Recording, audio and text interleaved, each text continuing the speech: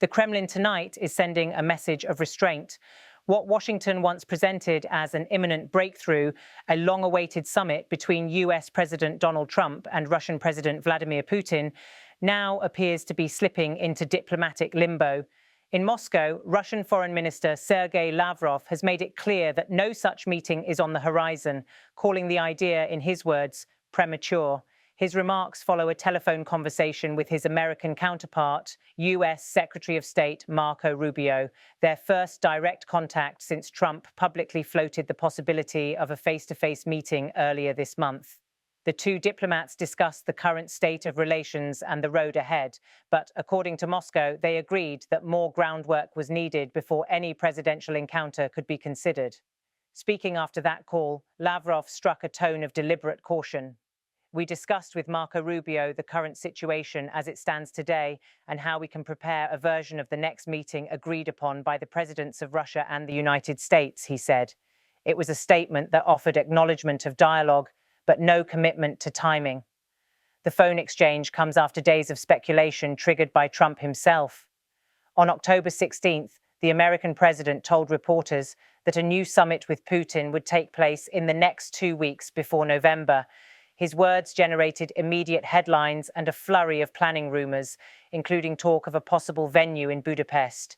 Yet within hours, Russia's diplomatic apparatus began tempering expectations, stressing that the timetable had not been coordinated and that Moscow viewed the notion as premature. For Lavrov, managing expectations is as important as managing diplomacy. We agreed to continue telephone contacts to better understand where we are and how to move in the right direction, he added, describing the call with Rubio as constructive but inconclusive. That carefully chosen phrase, to better understand where we are, captured the cautious calculus shaping Moscow's foreign policy approach. Engagement, yes, but on Russia's own terms. Budapest had emerged as a potential neutral ground for dialogue. Hungarian officials, eager to host a high-profile East-West meeting, had informally floated the idea through diplomatic back-channels.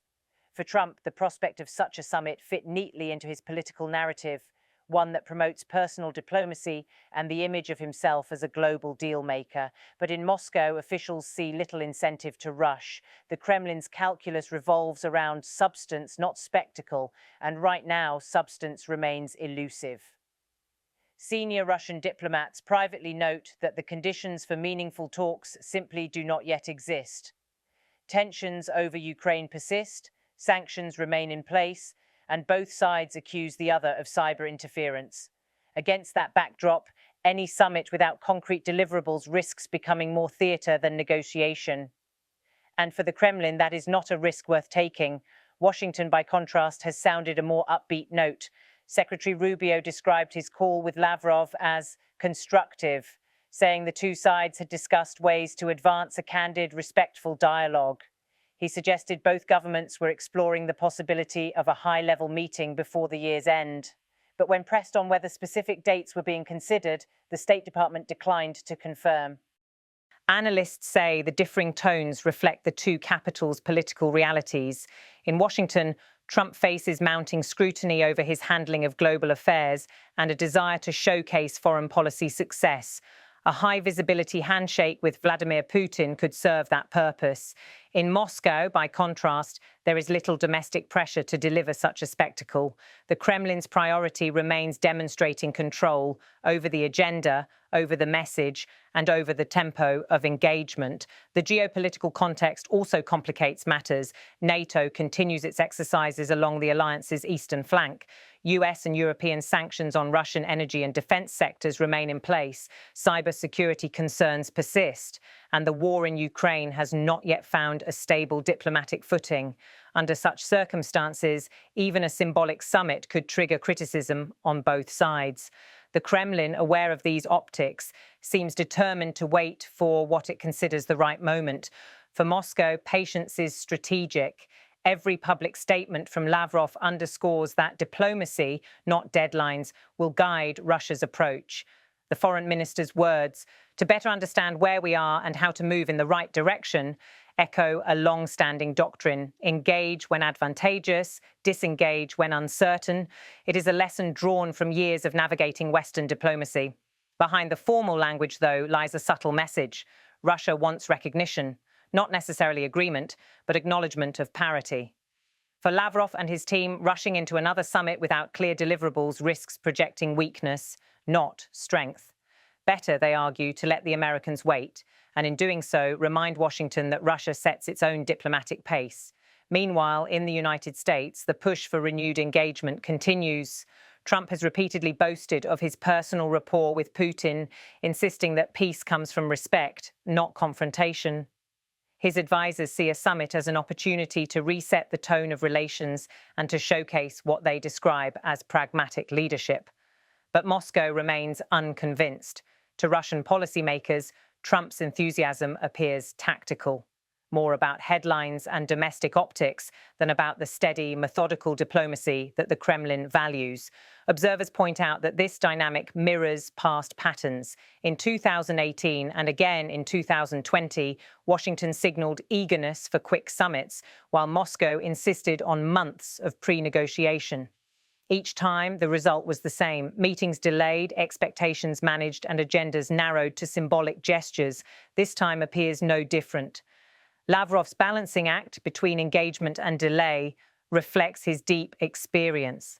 Having served as foreign minister for over 2 decades, he understands the rhythm of great power diplomacy. His task now is to maintain open communication lines without committing to a timetable that could later constrain the Kremlin. Every word he utters is measured, every pause deliberate. His latest remarks demonstrate that restraint, acknowledgement of dialogue, affirmation of contact, and avoidance of any firm promise. The political backdrop inside Russia further explains this posture. The Kremlin faces a delicate domestic environment, economic strain from ongoing sanctions, a still fragile energy market, and the pressure of sustaining its influence across multiple regions. With these priorities at play, organizing a summit designed largely around American political optics would be a low-yield move. In Moscow's eyes, the cost outweighs the benefit. Still, the diplomatic machinery continues to function quietly. Technical teams are said to be exchanging proposals through secure channels, focusing on arms control frameworks and humanitarian corridors in Eastern Europe. Sources within the Russian Foreign Ministry describe these talks as technical and preliminary, emphasizing that no binding documents are yet under review. For Washington, even those technical exchanges are a small sign of progress. The State Department continues to describe the dialogue as ongoing and open, while hinting that a potential meeting could coincide with the upcoming International Conference on Strategic Stability. But Moscow's stance remains firm. There will be no summit without a clearly defined agenda and mutual guarantees of respect. Experts in both countries agree that what's unfolding is a classic diplomatic dance, one driven by perception, leverage, and political timing. Each side is waiting for the other to blink first. For now, neither has. Beyond the headlines, the episode also reveals how much the landscape of US-Russia relations has changed. Gone are the days when presidential summits alone could reshape the bilateral mood. Today, every move is filtered through domestic politics, media optics, and the global contest for influence. A handshake in Budapest, while symbolically powerful, is unlikely to alter the deeper currents driving mistrust. In Moscow's calculation, time favors patience. By publicly downplaying Trump's announcement while keeping communication lines open, the Kremlin signals confidence and control. The message is subtle but unmistakable. Russia will not be hurried into a summit designed for someone else's electoral calendar. As the weeks pass, diplomatic rhetoric is expected to remain cautious. Lavrov will continue his carefully balanced tone, open to dialogue, resistant to pressure. In Washington, the administration will likely frame every small contact as forward movement. But in the absence of real convergence on issues such as arms control, sanctions relief, or cybersecurity norms, both sides know that substance remains distant. In that sense, Lavrov's phrase, "to better understand where we are," may be the most accurate summary of this moment. The relationship between Washington and Moscow stands not at a crossroads, but in a holding pattern, circling, observing, measuring, and waiting. If a meeting does eventually take place, analysts expect it to focus on limited areas areas of cooperation, prisoner exchanges, deconfliction channels in conflict zones, and humanitarian coordination. Major breakthroughs on sanctions or military alignment are unlikely. Instead, any summit would serve primarily as a photo opportunity, reaffirming dialogue but resolving little. Even so, the symbolism matters. For Trump, appearing alongside Putin would reinforce his narrative of strength and independence. For Putin, agreeing to such a meeting but only on his schedule, would demonstrate that Russia still commands diplomatic gravity. It is a delicate equilibrium in which each side seeks advantage without surrendering stature. And so diplomacy grinds on quietly, cautiously, and largely behind closed doors. The public statements are measured, the gestures restrained. Lavrov's deliberate phrasing, how to move in the right direction, encapsulates the ethos of Russian diplomacy, slow, strategic, and deeply aware of optics. In the end, Moscow's message is unmistakable. There will be dialogue, but there will be no haste. There will be communication, but not capitulation. The Trump-Putin summit remains an idea, not an event, one that exists more in headlines than on calendars. For now, officials in both capitals are left to continue their cautious dance of diplomacy, where every word is weighed, every silence analysed, and every handshake delayed until the timing suits them both. The world may watch and speculate, but inside the corridors of power, the real work is unfolding at its own measured pace. Until that balance shifts, until the right alignment of interests, timing, and trust emerges, Moscow's position will remain steady. No summit yet, no date, no rush. Dialogue will continue, but the clock, as always, will tick on Russia's terms.